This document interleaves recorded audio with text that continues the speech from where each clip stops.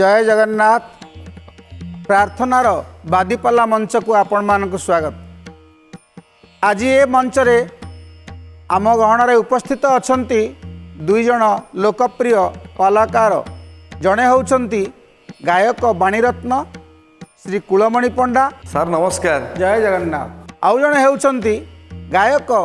बाणीभूषण Shri Sushant Kumar Mallik. Sir नमस्कार। जय जगन्नाथ। आजिर विषय होउछि रघु जन्म। जो रघुंक नाम रे रघुवंश सूर्यवंश एवं रघुवंश ये दुईटी वंश रे सूर्यवंश परिचित होइछि भगवान श्री रामचंद्र जो वंश रे जन्म ग्रहण करथिले। तेबे रघुवंश काहेकि होइछि रघु केते कीर्तिमान किपरि विशिष्ट जोगजन्मा जड़े रघुवंशी बा सूर्यवंशी तांको नाम रे रघुवंश होइछि से प्रसंग आम शुणा। रघुराजंकर जन्म कथा यही जन्म कथा को आजिर प्रथम भागर प्रथम पर्याय रे परिवेषण करिवे गायक बाणीरत्न श्री कुलमणि पंडा।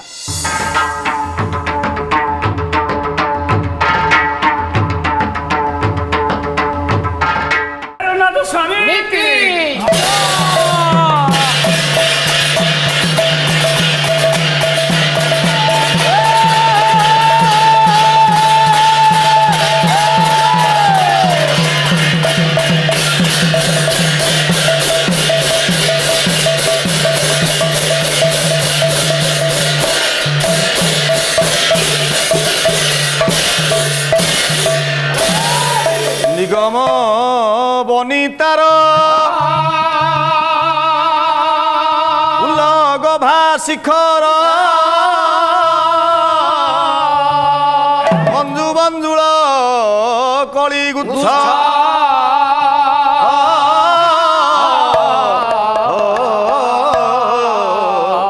मंजु मंजुल कलिगुच्छ डांगुलीरू ढाली ब्रह्मशालीन सुनी डांगुलीरू ढाली ब्रह्मशालीन सुनी गरल गरल गरल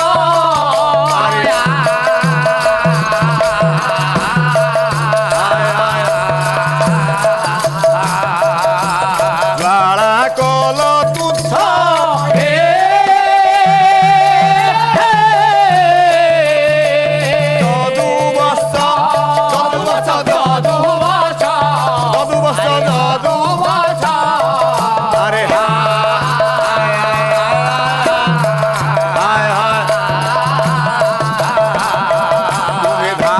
चिंता कुहेल सिंधु सिंधु का कला तुच्छ गर्दन कदरी कलवन सत्य गर्दन कदरी कलवन रतन रतन नर्तन हाय हाय हाय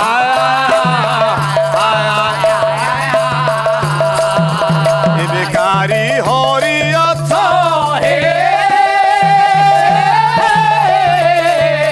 अरे जादू असा जादू भाषा अरे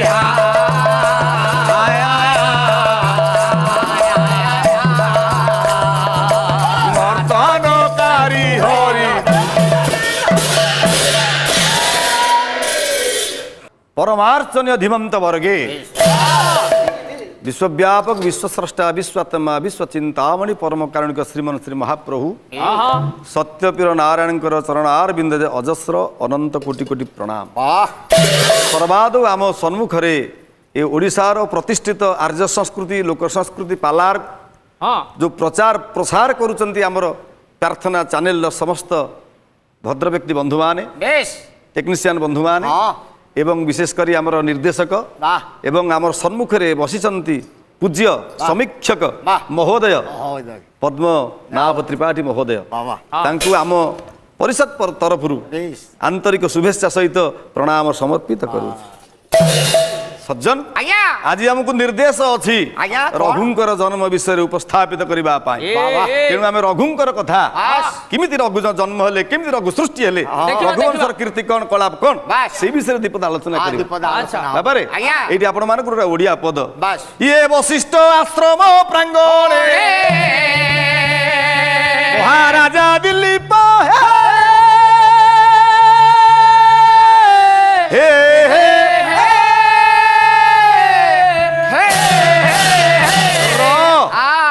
ବସିଛନ୍ତି ଗୁରୁ ବଶିଷ୍ଠ ଦୁଃଖରେ ପଡି ଆପଣ ମାନଙ୍କର ପହଞ୍ଚିଛନ୍ତି ସୂର୍ଯ୍ୟ ବଂଶର ଦୟାତ ମହାରାଜ ଦିଲ୍ଲୀପ ଏବଂ ରାଣୀ ସୁଦକ୍ଷିଣା ବଶିଷ୍ଠଙ୍କ ଆଶ୍ରମରେ ବସି ବାପାରେ ଆଜ୍ଞା। କାନ୍ଦୁଛନ୍ତି ପାଦ୍ରେ ନେତ୍ର ବାରି ପରନ୍ତେ ବାରି ପାରିଲା ଜ୍ୟୋତି ଏବେ ନେତ୍ର ବୁଝି କାନ୍ଦୁ ଅଛନ୍ତି ବେନି ରାଜ ଦମ୍ପତି ବଶିଷ୍ଠ ତପସ୍ୟା କରୁଛନ୍ତି ବଶିଷ୍ଠଙ୍କ ପାଦ ନିକଟରେ ବସି ଆପଣ ମାନଙ୍କର ମହାରାଜ ଦିଲ୍ଲୀପ ଏବଂ ରାଣୀ ସୁଦକ୍ଷିଣା କାନ୍ଦୁଛନ୍ତି କାହିଁ କାନ୍ଦୁଛନ୍ତି କଣ ପାଇଁ କାନ୍ଦୁଛନ୍ତି ମନ ଭିତରେ ଚିନ୍ତାଧାରା ଆଜି କଣ ଆମ ବଂଶ ବୁଡିଯିବ ଆମ ବଂଶରେ ଆଉ କଣ ଦାୟାଦି ସୃଷ୍ଟି ହେବେନି ଏଇ କଥାକୁ ମନ ଭିତରେ ରଖି ବଶିଷ୍ଠଙ୍କ ପାଦ ତଳେ କାନ୍ଦିବା ବେଳେ ପାଦେ ନେତ୍ର ବାରି ପଡନ୍ତେ ବାରି ପାରିଲେ ଜ୍ୟୋତି ଅନେଇ ଦେଲେ କହିଲେ ଆରେ ଇଏ କିଏ କାନ୍ଦୁଛନ୍ତି କହିଲେ ମହିକ୍ଷିତ କୂଳ ପ୍ରଦୀପ ସୂର୍ଯ୍ୟ ବଂଶ ପ୍ରଦୀପ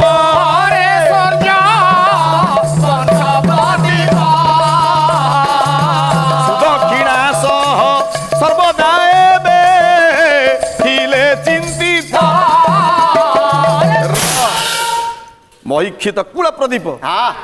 ସୂର୍ଯ୍ୟ ବଂଶର ପ୍ରଦୀପ ମହାରାଜ ଦିଲ୍ଲୀପ ବଶିଷ୍ଠ ଦେଖିଲେ ରାଣୀ ସୁଦକ୍ଷିଣା କାନ୍ଦୁଛନ୍ତି ଉଠେଇ ଦେଲେ କହିଲେ ଆରେ ମନ ଦୁଃଖ କରନା ରାଜା କଣ ହେଇଛି ତମର ଆନ୍ତରିକତା କଣ କଣ ଦୁଃଖ ରହିଛି ସେଇଟା ଆଜ୍ଞା ଉଠିଲେ ନମସ୍କାର କଲେ ମୁଣ୍ଡିଆ ମାଇଲେ କହିଲେ ହେ କୁଳଗୁରୁ ଆପଣ କଣ ଜାଣିନାହାନ୍ତି ଚିନ୍ତାମଣି ମହାନ୍ତିଙ୍କ ଭାଷାରେ କହିଲେ ଗୁରୁ ହିଁ କେବଳ ଏ ବିଶ୍ୱକୁ ରକ୍ଷା କରିପାରିବେ ଗୁରୁଙ୍କ ବ୍ୟତୀତ ଏ ବିଶ୍ୱରେ ଗତି ନାହିଁ ମୁକ୍ତି ନାହିଁ ଶିଷ୍ୟ ଜୀବନର ସାର୍ଥକତା ସେତିକି ବେଳେ ହୁଏ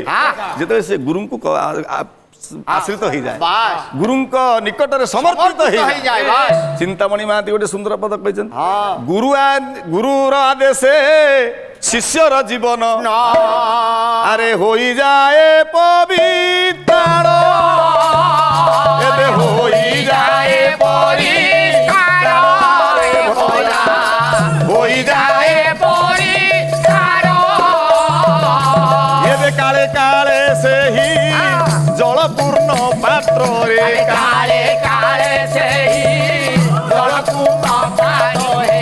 କରାଇ ସଂସାର ଗୁରୁଙ୍କର ଆଦେଶକୁ ଯଦି ଶିଷ୍ୟ ମାନେ ତା ଜୀବନ ପରିବର୍ତ୍ତନ ହେଇଯାଏ ଗୁରୁଙ୍କର କଲ୍ୟାଣ ଯଦି ଶିଷ୍ୟ ମାଗେ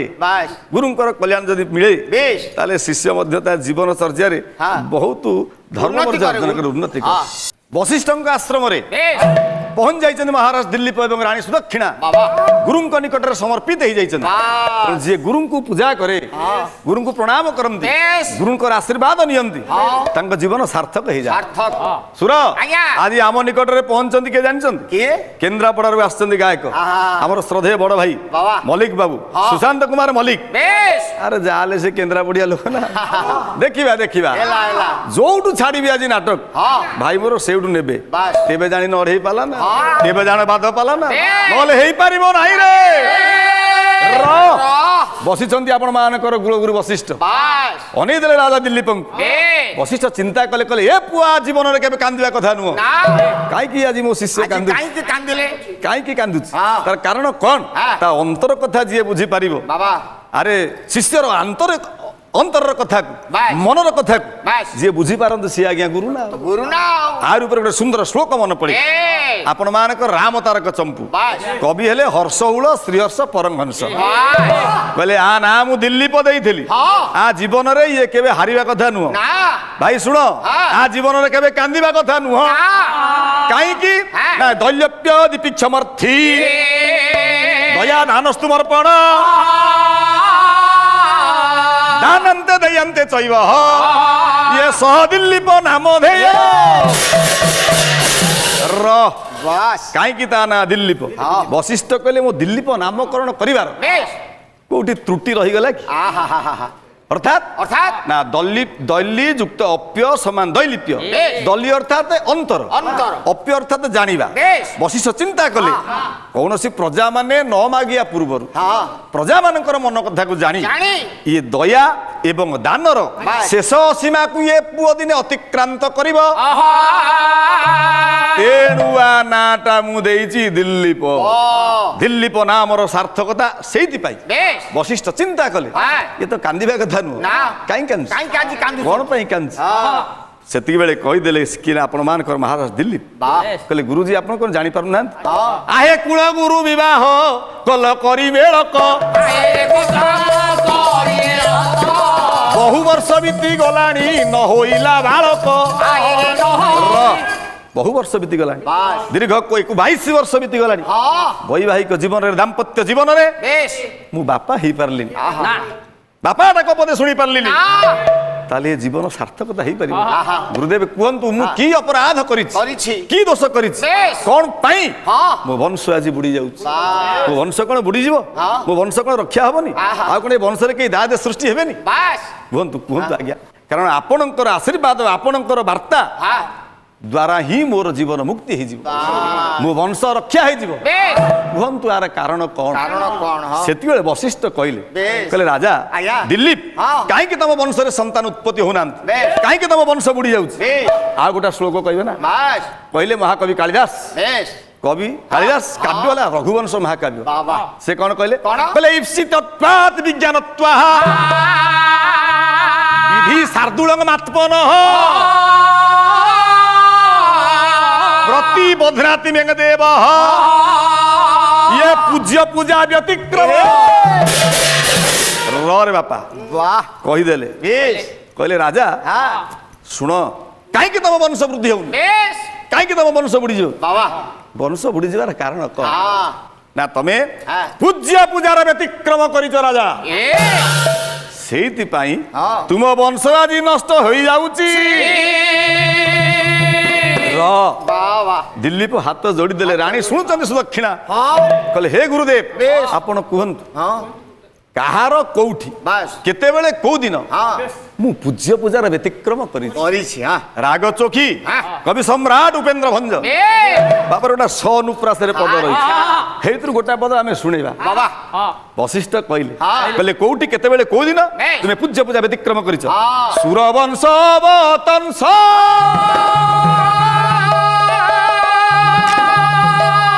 ସୁରବଂଶ ସମୁଦ୍ଭବ ସୁରଗଣ୍ୟ ଅଗ୍ରଗଣ୍ୟ ଦିଲ୍ଲୀପ ଭୂପ ଭଲା ରେ ଭଲା ଭଲା ରେ ଭଲା ଏବେ ସୁରମଣି ସୁଦକ୍ଷିଣା ସୁରତେ ଉଚ୍ଛନ ମନା ଏବେ ସୁର ମାର୍ଗେ ଆସୁ ଦିନେ ସୁର ଅଭିଶାପ ଭଲା ରେ ଭଲା ଭଲା ରେ ଭଲା ସୁର ଅଭିଶାପ ଏବେ ସୁରତରେ ମତ ହୋଇଲୁ ହୋଇଲା ସୁର ମୁନି ବନ୍ୟ ମୋଟେ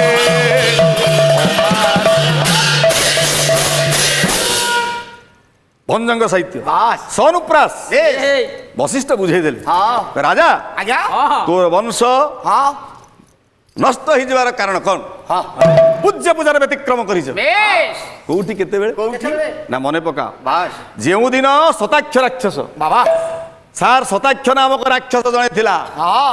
ମନେ ପକେଇଦେଲେ ବଶିଷ୍ଠ କଲେ ଶତାକ୍ଷ ରାକ୍ଷସକୁ ବେଶ ବଦ୍ଧ କରିବା ପାଇଁ ବାସ୍ ରାଜା ଆଜ୍ଞା ଦେବରାଜ ଇନ୍ଦ୍ର ହଁ ତୁମକୁ ନିମନ୍ତ୍ରଣ ଦେଇ ବାସ୍ ସ୍ୱର୍ଗକୁ ନେଇଥିଲେ ହଁ ତୁମେ ଯାଇଥିଲ ଶତାକ୍ଷକୁ ବଦ୍ଧ କରିବା ପାଇଁ ଯାଇଥିଲି ଶତାକ୍ଷକୁ ବଦ୍ଧ କରିବା ବେଳେ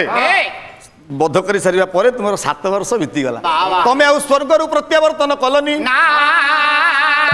ରହୁ ରହୁ ରହିଗଲ ବାସ୍। ମନ ଭିତରେ ଚିନ୍ତା କଲେ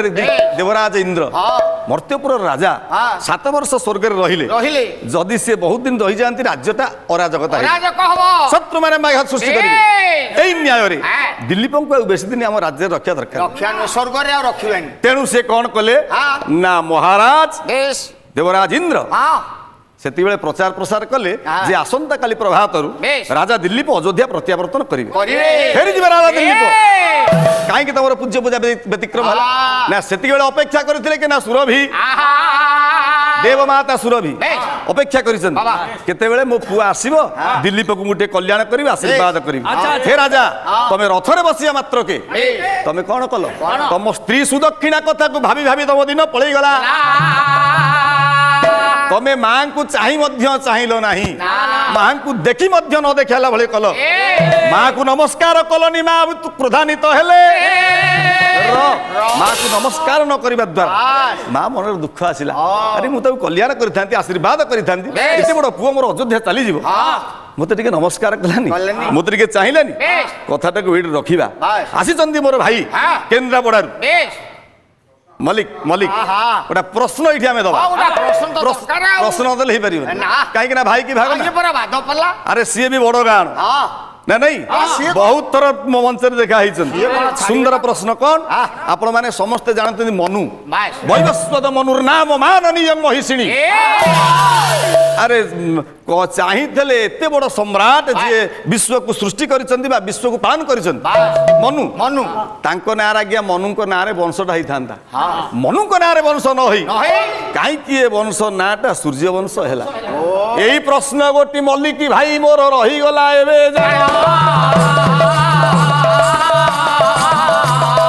ଆସିକରି ଏହି କଥା ଗୋଟିଏ ଏବେ କରିଦେବେ ସମାଧାନ ମୁଁ କଟକ ବିଳାନାସୀରୁ ଆସିଛି କୁଳମଣି ପଣ୍ଡା ଭାଇ ମୋର ଆସିଛନ୍ତି କେନ୍ଦ୍ରାପଡ଼ାରୁ କେନ୍ଦ୍ରାପଡ଼ାରୁ ସୁଶାନ୍ତ ମଲ୍ଲିକ ବାସ୍। ନା ନାଇଁ ହଁ। ପ୍ରଶ୍ନଟା ରଖିକିରି ଗଲି ବାସ୍। ଏଇଠି ମୋର କଥାଟା ରହିଲା ଭାଇ ମୋର ଯଦି ଜାଣିଥିବେ ଆସି ଉପସ୍ଥାପିତ କରିବେ କାହିଁକି ତା ନା ସୂର୍ଯ୍ୟବଂଶ କହିଦେବେନି ଗୋଟେ କଥା ଧୀମନ୍ତ ମଣ୍ଡଳୀ ବ୍ରଜ କହୁତୁକି ଶୁଣୁଛନ୍ତି ଦେଇ ମନ ଆଜ୍ଞା ଆଶ୍ରମ କକ୍ଷରେ ଗୁରୁଦେବ ସର୍ବ କଥା କହିଦେଲେ ଜାଣ ପୂଜ୍ୟ ପୂଜା ବ୍ୟତିକ୍ରମ କରିବା ଦ୍ୱାରା ବେଶ ନନ୍ଦିନୀଙ୍କ ଅଭିଶାପ ଦ୍ୱାରା ବେଶ ହେ ରାଜା ତୁମ ବଂଶ ବୁଡ଼ିଗଲା କାରଣ ତମେ ନନ୍ଦିନୀକୁ ନମସ୍କାର କରିନ ସେଇଥିପାଇଁ ତୁମ ବଂଶ ବୁଡ଼ି ଯାଉଛି ସାର୍ ଦିଲ୍ଲୀପ ପ୍ରତିବାଦ କଲେ କହିଲେ ହେ ଗୁରୁଦେବ ଗୁରୁଦେବ କିଏ କହୁଛନ୍ତି ନନ୍ଦିନୀ କି ନମସ୍କାର କରିନି ବୋଲି ମୁଁ ରଥରେ ବସିବା ମାତ୍ରକେ 33 କୋଟି ଦେବତାଙ୍କୁ ନମସ୍କାର କରିଛି ଆଉ ଆପଣ କ'ଣ କହୁଛନ୍ତି ମୁଁ ନନ୍ଦିନୀକି ନମସ୍କାର କରିନି ସାର୍ ଗୋଟେ ଶ୍ଲୋକ କହିବି ବେଶ 33 କୋଟି ଦେବତାଙ୍କ ନାଁରେ ଗୋଟିଏ ଶ୍ଲୋକ ବୋଲିବି 33 କୋଟି ଦେବତା ଗୋଟିଏ ଶ୍ଲୋକରେ ଆସିବେ ବାସ୍। ଲେଖିଲେ ଆପଣମାନଙ୍କ ବୈଦିକ ସଂସ୍କୃତି ବାସ୍। ଶୁକ୍ଳ ଚତୁର୍ବେଦ ବାବା। ଓମ୍ ଦ୍ୱାଦଶାଦିତ୍ୟ ଧର ଧର ଦୀପ୍ତ ଧୃତି ରୁଦ୍ର ଧୃମି ଦଶାନାଂ ଦଶ ସାର ଦଶ ବେଦ ସସ୍ଲାସ୍ୱଂ ନମୋ ନମ ହିସାବ କର ବାସ୍। କେମିତି ଦେ ଗୋଟିଏ ଶ୍ଲୋକରେ ଆପଣ ମାନଙ୍କର 33 କୋଟି ଦେବତା ଏଇ କଥାଟା ଏଇଠି ରଖିଲି ବାସ୍। ଭାଇଙ୍କ ମୋର ପ୍ରଶ୍ନ ଅଛି ଆଉ ସମୟ ନାହିଁ ଏଇ କଥାରୁ ବାସ୍। ଆପଣ ମାନଙ୍କର ଆମର ମଲ୍ଲିକ ଭାଇ ଆସିଲେ ଏଇଠୁ ଆରମ୍ଭ କରିବେ ବାସ୍। ଘନକାଳିଆ ବର ଯଦୁଳିଆ ବନମାଳିଆ ଆରେ ଘନକାଳିଆ ବର ଜଡୁଳିଆ ବନମାଳିଆ କାମୁନା ମୁଳିଆ କାନୁ ଆରେ ନିପ ମୁଳିଆ ବର ଯଦୁଳିଆ ବନମାଳିଆ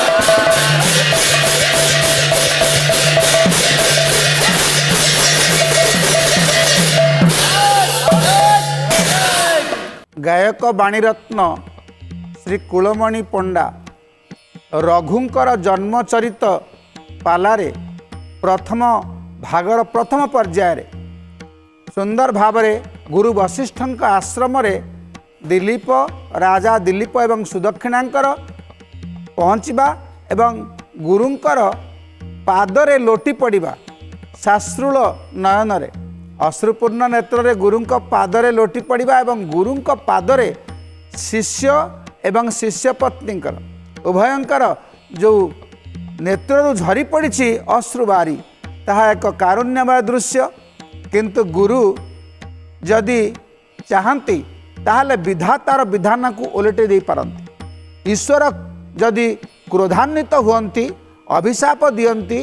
बा जेकोसी देवता अभिशाप दियंती गुरु कृपा कले से अभिशाप मुक्त हो जाए शिष्य एवं शिष्य को समग्र अभिशाप मुक्त करी दुखर मुक्त करी गुरु सद्गति प्रदान करती। तबे परवर्ती कलाकार मंच उपर को आसबे गायक वाणीभूषण श्री सुशांत कुमार मल्लिक। जय जगन्नाथ स्वामी की।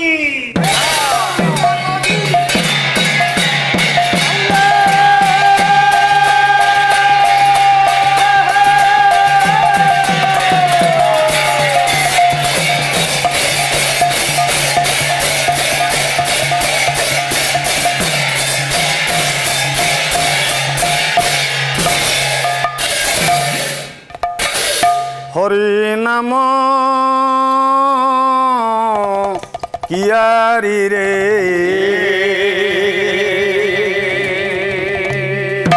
बालुंगा को गुणिलो रे हरि नाम कियारी रे हाँ बालुंगा को गुणिलो रे मूल बुड़ी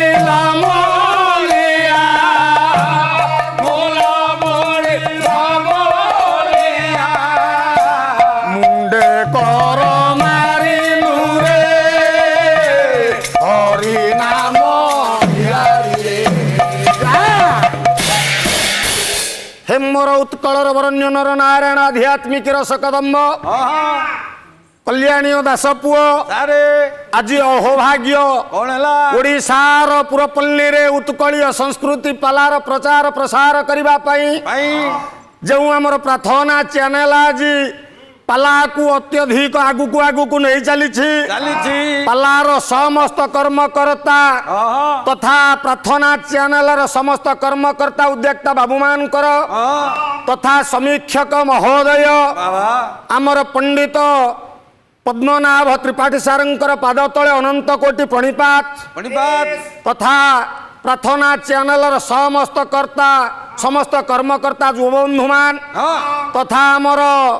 ऑपरेटर भाई मानकर समस्त कर्मकर्ता मानकर श्रीमन से सत्यनारायण केशव मंगल विधान करंतु बोलानंद कबार दस पुओ कौन कहवा कौन कटक बिड़ानासी आमर श्रद्धेय सानुज प्रतिमा पंडा भाई आसीचंती केन्द्रापड़ा पटामुंडई मल्लिक गायकों सथुर प्रतिद्वंदिता पाला रघुंकर जन्म रघुवंशर आदि पर्व भाईना तुम्हें चली जानी ना सड़खी होई ना हो जे ठिया भाई चली जानी ना सड़खी होई ना हो जे ठिया जेने तेने कथा कहले नहीं जीव कि ना कथा वस्तु टी रखिंट प्रथम प्रश्न भाईना राजा दिलीपंकर कथा आलोचना करुथिल दिलीप किए कथा कुआडे गला तमर दिलीप जाई पहुंची गले वशिष्ठ पाद धौत कले आखि लुहरे कांदिले कुआडे पाद लुह आखिरे लुह आखि लुह वशिष्ठ पादरे पड़िला वशिष्ठ कोउठी थिले बिलरे थिले र सगला करना पाला किए पंडा भाई धारा कुआडे गल प्रश्न रखी मल्लिक भाई कौन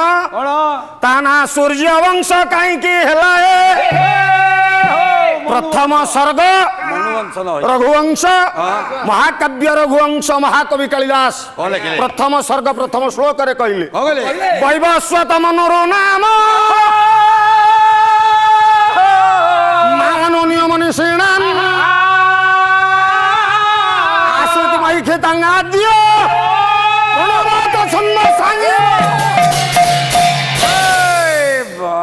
कोंडा भाई गोटाए श्लोक को तुम्हें पाला तौली पारिबन हे मोर गुणग्राही विवेकी महोदय जो वंश ମନୁଙ୍କ ଠାରୁ ଉତ୍ପତ୍ତି ହେଇଥିଲା ପ୍ରଥମ ସର୍ଗର ଶ୍ଳୋକଟି ଆମେ ପାଠ କରିଛେ ଆମର ପଣ୍ଡା ଭାଇନା ତ ସେ ଆଡକୁ ତ ଯାଇନାହାନ୍ତି କଣ ଛନ୍ଦି ବାନ୍ଧି ଦିଟା ଶ୍ଳୋକ ଗୋଟାଏ ପଢିଛନ୍ତି ଏ ନନା ମନ ଦେଇକି ଶୁଣ ବୈବସ୍ୱତ ମନୁର ନାମ ମାନନୀୟ ମନୀଷିଣାମ ଆସୀତ ମହିକେ ତାଙ୍ଗାଦ୍ୟ ପ୍ରଣବ ତ ଛନ୍ଦ ସାଙ୍ଗଇବ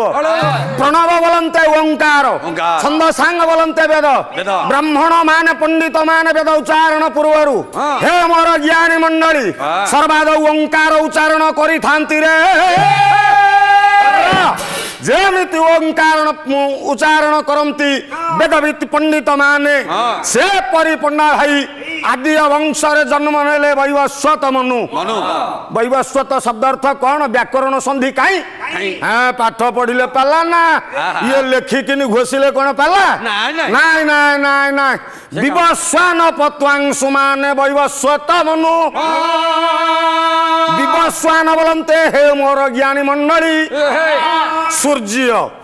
ବିବସ୍ୱାନ ବୋଲନ୍ତେ ସୂର୍ଯ୍ୟ ସୂର୍ଯ୍ୟଙ୍କର ଠାରୁ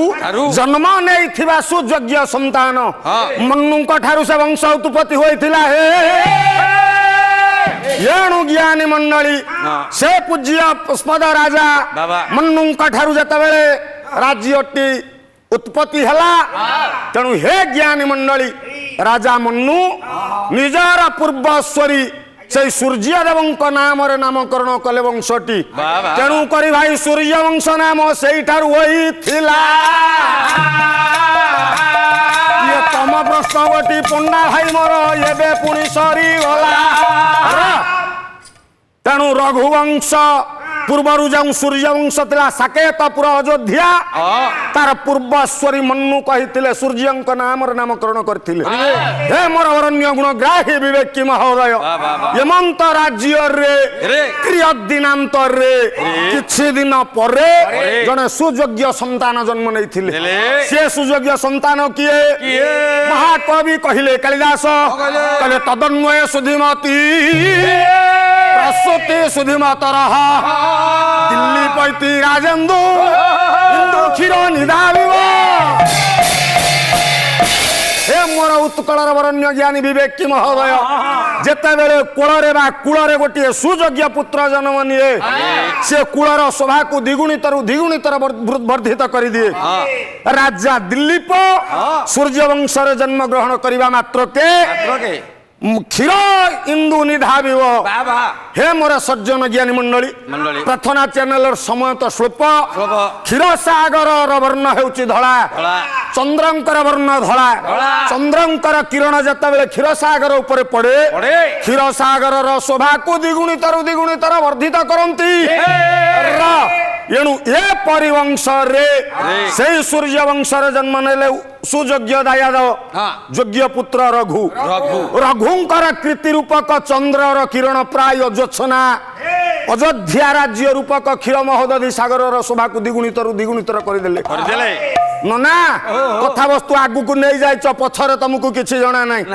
ପଛରେ କଣ ହଉଛି ଦେଖୁନା ଆଗକୁ ଚାଲିଛ କହିଲେ ଇଏ ବିଲୁଆ ନନା ରେ ବିଲୁଆ ନନା ଇଏ ଘର ପଡିଗଲା ପଛକୁ ନା ପଛକୁ ଦେଖୁନା ଆଗକୁ ପଳଉଛ ମଲ୍ଲିକ ଅଛି ବା ସେଣିକି ଜାନି ନନା ଟିକେ ମନ ଦିଅ ସାନ ଭାଇ କୁଳ ଭାଇ ପଣ୍ଡା ବାବୁ ବହୁବାର ମଞ୍ଚ ଗାଇଲଣି ବର୍ଷର 3 ଥାକେ 5 ଥାକେ ଦେଖା ହଉଥିଲେ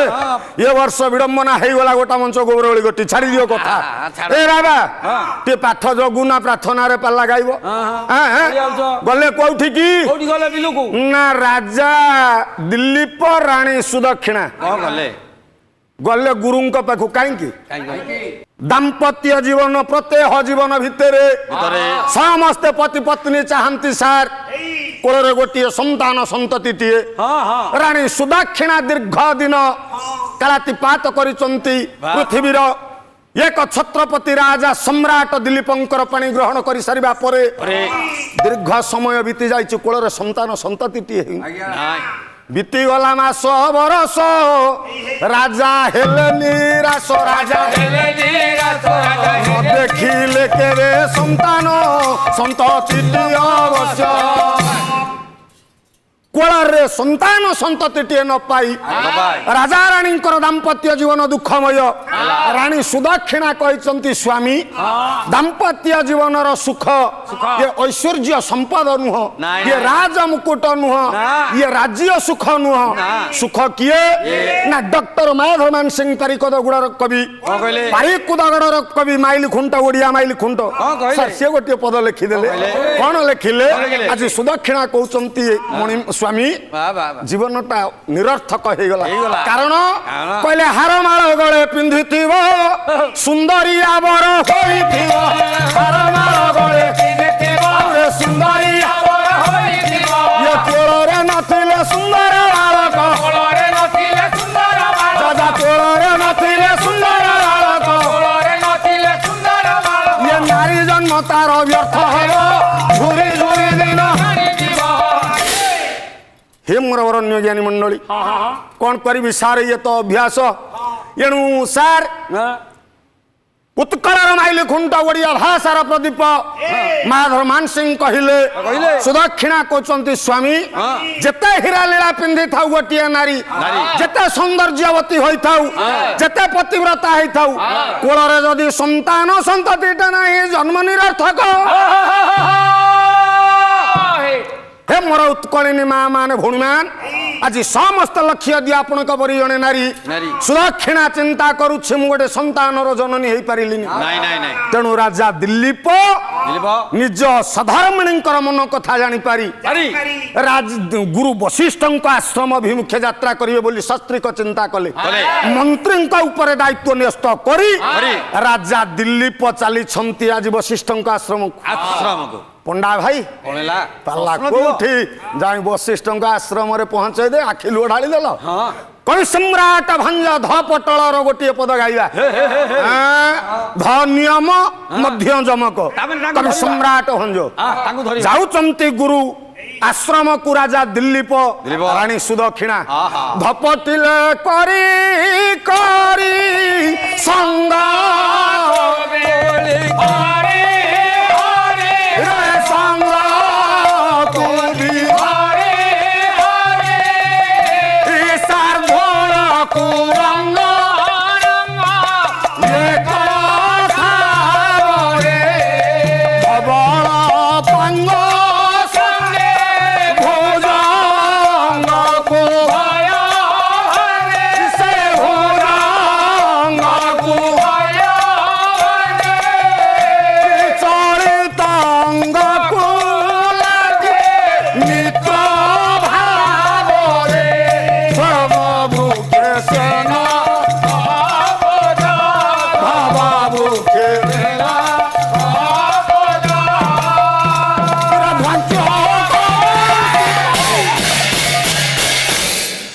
राजा राजा राणी सुदक्षिणा सहित विषाद मनरे वन चारण करुछंती पंडा भाई मुनिंकर आश्रम थिबा बनटी ना धपटिले करी करी समय नाही पशुपक्षी मानकर हिंस्र जीव मान मध्य मुनि ऋषिंकर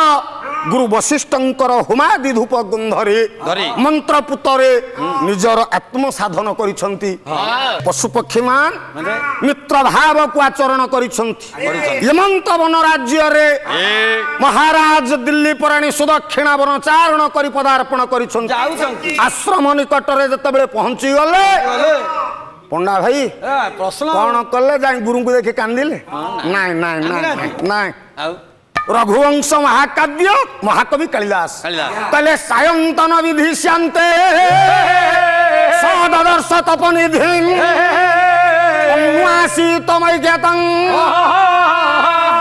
अन्वासितमय ख्यात छंद साइव एणु ये भली समय होची संध्या सायंतन समय सायंतनु विधि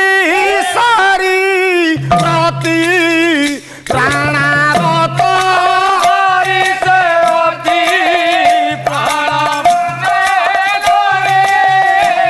गुरुदेव पत्नी पाद बंदिले सायं ସାୟନ୍ତନ ବିଧି ଶ୍ୟାନ୍ତେ ସନ୍ଧ୍ୟା ଅତିକ୍ରମ କରି ଯାଇଛି ସେଇ ସନ୍ଧ୍ୟା ସମୟରେ ରାଜା ଦିଲ୍ଲୀପ ରାଣୀ ସୁଦକ୍ଷିଣା ପଦାର୍ପଣ କରି ଯାଇଛନ୍ତି ଆପଣଙ୍କର ବଶିଷ୍ଠଙ୍କ ଆଶ୍ରମରେ ବଶିଷ୍ଠ ଗୁରୁ ବଶିଷ୍ଠ ରାଣୀ ମା ଅରୁନ୍ଧତୀ ଗୁରୁ କନ୍ୟା ବସିଛନ୍ତି କୋଳରେ ଗୁରୁ ପତ୍ନୀଙ୍କୁ କୋଳରେ ଧରି ଯଜ୍ଞରେ ଆହୁତି ଦେଉଥିଲା ବେଳେ ରାଜା ରାଣୀ ଶସ୍ତ୍ରୀକ ସ୍ଥିର ହୋଇଛି ରହିଛନ୍ତି ଯେତେବେଳେ ସାୟନ୍ତନ ବିଧି ଶ୍ୟାନ୍ତେ ଯେତେବେଳେ ସନ୍ଧ୍ୟା ଅତିକ୍ରମ କରି ଯାଇଛି ଗୁରୁଙ୍କୁ ପ୍ରଣାମ କରିଛନ୍ତି ଶସ୍ତ୍ରୀକ ଯେତେବେଳେ ପ୍ରଣାମ କରିଛନ୍ତି ଆଶୀର୍ବାଦ କରିଛନ୍ତି ଗୁରୁ କହିଲେ ରାଜନ ଆଜି ତୁମେ ଆମ ଆଶ୍ରମକୁ ଆଗମନ କରିବାର ଅଭିପ୍ରାୟ କଣ ଏହି ସମୟରେ ଗୁଣଗ୍ରାହୀ ବିବେକୀ ମହୋଦୟ ରାଜା ଦିଲ୍ଲୀପ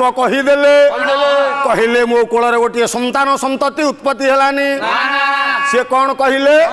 ଯାଇଥିଲେ ରାକ୍ଷସକୁ ମାରିବା ପାଇଁ ସମୟ କମ ରାକ୍ଷସକୁ ମାରିବାକୁ ଯାଇନଥିଲେ ଦେବତାଙ୍କ ସହିତ ଦିଲ୍ଲୀପଙ୍କର ମୈତ୍ରତା ଥିଲା କେମିତି ନୀତି ଶାସ୍ତ୍ରରୁ ଗୋଟିଏ ଶ୍ଲୋକ କହିବା କହିଲେ ଦାଦାତି ପ୍ରତି ଗୃହ୍ଣାତି ଗୁହ୍ୟମାଖ୍ୟାତି ପୃଚ୍ଛତି ଭୁଙ୍କୁତେ ଭୋଜୟତେ ଶୈବ ଷଡ଼ବିଧ ପ୍ରୀତି ଲକ୍ଷଣ ଆକାଶରେ ସ୍ୱର୍ଗରେ ଥିଲେ ରାକ୍ଷସ ସ୍ୱର୍ଗରେ ମାରି ପାଇଲେନି ଦିଲ୍ଲୀପ ଗଲେ ଆସ ମାରିବ ନାଇଁ ଦିଲ୍ଲୀପ କଣ ମର୍ତ୍ତ୍ୟ କେଳା ନାଇଁ ଦିଲ୍ଲୀପ ବା ପୃଥ୍ୱୀର ସମ୍ରାଟ ଏକ ଛତ୍ରପତି ରାଜା ଦିଲ୍ଲୀପ ନିତ୍ୟ ନୈମିତ୍ୟ ସାର ଦେବତା ମାନଙ୍କୁ ସନ୍ତୁଷ୍ଟ କରିବା ପାଇଁ ପ୍ରତି ସମୟରେ ଚତୁର୍ବେଦୀୟ ପଣ୍ଡିତ ବ୍ରାହ୍ମଣ ମାନଙ୍କୁ ଡାକି ଭୂତାଦି ଆହୁତି ଦେଇ ଯଜ୍ଞ କରି ଦେବତା ମାନଙ୍କୁ ତୃପ୍ତି ଲାଭ କରାନ୍ତି ଦେବତା ମାନେ ତୃପ୍ତି ହୋଇ ପୃଥିବୀ ବକ୍ଷରେ ଧରା ବକ୍ଷରେ ଯଥା ସମୟରେ ବୃଷ୍ଟିପାତ କରନ୍ତି ପୃଥିବୀ ଶସ୍ୟ ଶ୍ୟାମଳି ହୁଏ ତେଣୁ ସମସ୍ତ ଜୀବ ଜଗତ ଖାଇକି ବଞ୍ଚିବା ପାଇଁ ଦିଲ୍ଲୀପ ହେଉଛନ୍ତି କଲ୍ୟାଣକାରକ ଏମନ୍ତ ସମୟରେ ଚିନ୍ତା କଲେ ଗୁରୁ ବଶିଷ୍ଠ କହିଲେ ନାଇଁ ମୁଁ ଧ୍ୟାନ ବଳରେ ଜାଣିପାରିଲିଣି ଆପଣ ପୂର୍ବର ଅଭିଶାପ ଫଳ ଭୋଗୁଛ ନା ଅଭିଶାପ ଗୁରୁଦେବ କଣ ମୁଁ ତ ଜାଣିପାରିଲିନି ମୋ ଜୀବନରେ ମୁଁ ରାଜା ଦିଲ୍ଲୀପ ପୁଣି ଅଭିଶ୍ରପ୍ତ ହେ ଗୁରୁଦେବ ମୋର ଜ୍ଞାତ ସାର ହେଇଯାଇଛି ଏତିକି ବେଳେ गुरु वशिष्ठ कहले पुरा शक्र उपस्थयं प्रतिजास्यत आसीत कल्पतरु छयं आश्रिता सुरविपति आपण जेते बेले सुधर महापुर देवराज इंद्रपुर को जाइथिले मर्त्यबालाप करबा पई सेही समय प्रत्यावर्तन कला बेले सुरभि की प्रणाम करिनांती सुरतरु आपणकर कल्प वृक्ष को प्रदक्षिण करना माँ सुरभि अभिशाप कहले गुरुदेव मु तो अभिशाप शुणी पारिली ना केमिति शुणी था ना पूरा शक्र उपस्थाय प्रतिजास्यत जेते बेले तुमे आसुथिल तुमर प्राण प्रिया यही समय आज्ञा राणी थिले सुदक्षिणा ऋतुस्नाता को चिंता करी आसी गोटे प्रश्न रखिबा पंडा भाई तो बिड़ा नासी रही पटा मुंडे की गोटा बड़ कथा पचार आमे गोटा कथा रखिबा पंडा भाई कहिबे ऋतुस्नाता जोगर सप्तम रात्र रे जदि स्वामी स्त्री पाखरे न पहुंचंती ताहले अपराध गोटी कोन होइबो मोर पंडा भाई जे कहिबे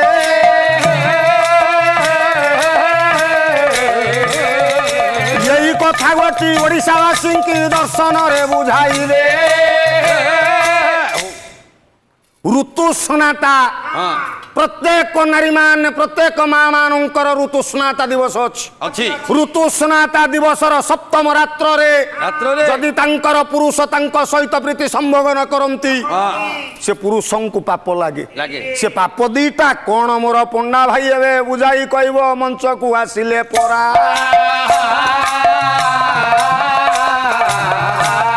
ये बाद पाला पुणी केमिति होइबो मो भाई दब तमे धरा येणु राजा दिल्लीप गुरु वशिष्ठंकर पद कंजरे निवेदन करुछंती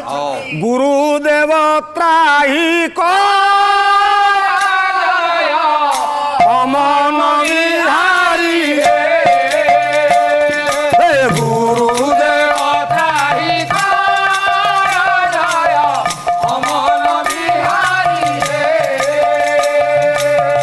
মন বুদ্ধি চেতা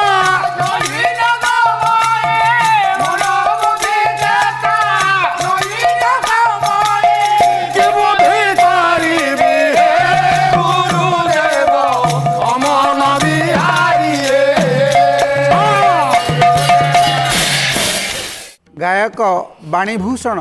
ସୁଶାନ୍ତ କୁମାର ମଲ୍ଲିକ ପ୍ରସଙ୍ଗ ରଘୁ ଜନ୍ମ ଏହି ଆଧାରରେ ରଘୁବଂଶ ମହାକାବ୍ୟର ପ୍ରଥମ ସର୍ଗର କିଛି ଶ୍ଲୋକ ଆଲୋଚନା କରିଛନ୍ତି। ସେହି ବୈବସ୍ୱତ ମନୋର୍ନାମ ମାନନୀୟ ମନୀଷିଣାମ ଆସୀନ ମହିକ୍ଷିତା ମାଦ୍ୟ ପ୍ରଣବ ଛନ୍ଦସାମିବ। ଇଏ ହେଉଛି ରଘୁବଂଶ ମହାକାବ୍ୟ ପ୍ରଥମ ସର୍ଗର 11 ନମ୍ବର ଶ୍ଲୋକ। ଏବଂ ସିଏ ଯାଇ ପହଞ୍ଚିଛନ୍ତି କେଉଁଠି ନା ଯେଉଁଠି ଦିଲ୍ଲୀପ ରାଜା ରାଣୀ ସୁଦକ୍ଷିଣାଙ୍କ ସହିତ ପହଞ୍ଚିଲେ ଗୁରୁଙ୍କ ଆଶ୍ରମରେ। ସେ ସମୟ ହେଉଛି ବିଧେ ସାୟନ୍ତନସ୍ୟାନ୍ତେ ସ ଦଦର୍ଶ ତପୋନିଧିମ୍। ସାୟନ୍ତନ ବିଧି ପରେ ତପୋନିଧିକି ଦର୍ଶନ କରିଛନ୍ତି। କିପରି ଭାବରେ ନା ଯେ ସ୍ୱାହ ୟୈବ ହବିର୍ଭୁଜମ୍, ସ୍ୱାହା ଏବଂ ଅଗ୍ନି ଉଭୟ ଯେମିତି ଅଛନ୍ତି। ଅଗ୍ନି ହେଉଛନ୍ତି ଗୁରୁଦେବ ଆଉ ସ୍ୱାହା ହେଉଛନ୍ତି ତାଙ୍କର ପତ୍ନୀ। ଏ ଉଭୟ ବସିଛନ୍ତି ଅନ୍ୱାସିତମ୍ ଅରୁନ୍ଧତ୍ୟା ସ୍ୱାହ ଏବ ହବିର୍ଭୁଜମ୍। ତେବେ ଇଏ ହେଉଛି 56 ନମ୍ବର ଶ୍ଲୋକ ପ୍ରଥମ ସର୍ଗର। ଯାହା ହଉ ସେଇ ବିଷୟବସ୍ତୁକୁ ଆଗ ପଛ ଆଲୋଚନା କରି ପୂର୍ବାପର ପ୍ରସଙ୍ଗ ଦେଇ ଆଉ ଟିକେ ରସାଣିତ କରିଛନ୍ତି ଏବଂ ଗୋଟିଏ ସୁନ୍ଦର ପ୍ରଶ୍ନ ରଖିଛନ୍ତି ଯେ ନାରୀ ରଜୋବତୀ ହେବାର 7ମ ଦିନରେ ପୁରୁଷ ତାର ସଙ୍ଗ ନ କଲେ କି ଅପରାଧ ହେବ। ତେବେ ଆମେ ଏହାର ଦ୍ୱିତୀୟ ଭାଗରେ ରଘୁଜନ୍ମ ପ୍ରସଙ୍ଗର ଦ୍ୱିତୀୟ ଭାଗର ପୁଣି ପ୍ରଥମ ପର୍ଯ୍ୟାୟରେ ଶୁଣିବା ଗାୟକ ବାଣୀରତ୍ନଙ୍କୁ। ତେବେ ଆଜି ପାଇଁ ଏ ପ୍ରସଙ୍ଗ ଏଇଠି ରଖିବା। ପରବର୍ତ୍ତୀ ପ୍ରସଙ୍ଗକୁ ଆପଣମାନେ ନିଶ୍ଚିତ ଭାବରେ ଆକାଂକ୍ଷିତ ହେଇକିରି ରହିଥିବେ, ଉତ୍କଣ୍ଠିତ ହୋଇ ରହିଥିବେ। ଶୁଣିବେ ବାଦିପାଲା ମଞ୍ଚ ପ୍ରତିଦିନ ଏ ପ୍ରାର୍ଥନାରେ। ଜୟ ଜଗନ୍ନାଥ।